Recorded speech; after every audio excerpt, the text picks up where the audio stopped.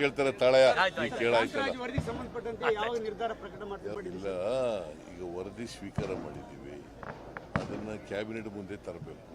ತಂದ ಮೇಲೆ ಚರ್ಚೆ ಆದಮೇಲೆ ವಿಲ್ ಟೇಕ್ ಎ ಡಿಸಿಷನ್. ಎಲ್ಲರೂ ಅಭಿಪ್ರಾಯ ಎಲ್ಲ ಸೇಕರಣೆ ಮಾಡಿ ತೀರ್ಮಾನ ಮಾಡ್ತೀವಿ. ಮನೆಯಲ್ಲಿ ನಿನ್ನೆ ಒಂದು ಸಭೆ ಆಗಿದೆ ಸರ್, 3 ಜನ ಸಚಿವರೆಲ್ಲ ಸಭೆ ಮಾಡ್ತಿದ್ದಾರೆ. ರಾಜ್ಯದಲ್ಲಿ ಇನ್ನೊಂದು ಕೂಡ ಚರ್ಚೆ ಆಗ್ತಾ ಇದೆ, ತಮ್ಮ ಸ್ಥಾನಕ್ಕೇನೋ ಇಳಿಸಬೇಕು ಅನ್ನುವಂಥದ್ದು ನಡೆದಿದೆ ಅಂತ ಸರ್. ಹೌದಾ ಸರ್? ಯಾರು ದಲಿತ ನಿನ್ಗೆ ಹೇಳ್ದವ್ರು ಯಾರಪ್ಪ?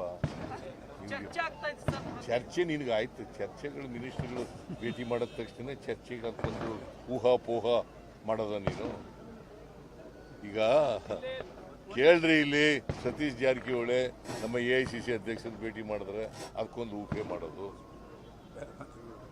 ಬೋಸರಾಜು ಇನ್ಯಾರನ್ನ ಒಬ್ಬರು ಮಿನಿಸ್ಟರ್ ಭೇಟಿ ಮಾಡಿದ್ರೆ ಅದಕ್ಕೊಂದು ಚರ್ಚೆ ಮಾಡೋದು, ಈ ಥರ ಕೆಲ ಊಹಾಪೋಹಗಳು ಹಿಂದೇನೂ ನಡೆದಿದ್ದಾವೆ. ಈ ಥರ ಮೀಟಿಂಗ್ಗಳು ಈಗಲೂ ನಡೀತಾ ಇದ್ದಾವೆ. ಈಗ ಯಾಕೆ ಊಹಾಪೋಹಗಳು ಶುರುವಾಗಿದ್ದಾವೆ?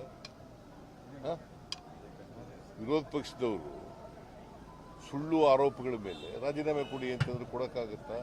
ಸುಳ್ಳು ಆರೋಪಗಳು ಗೊತ್ತಾಯ್ತಾ?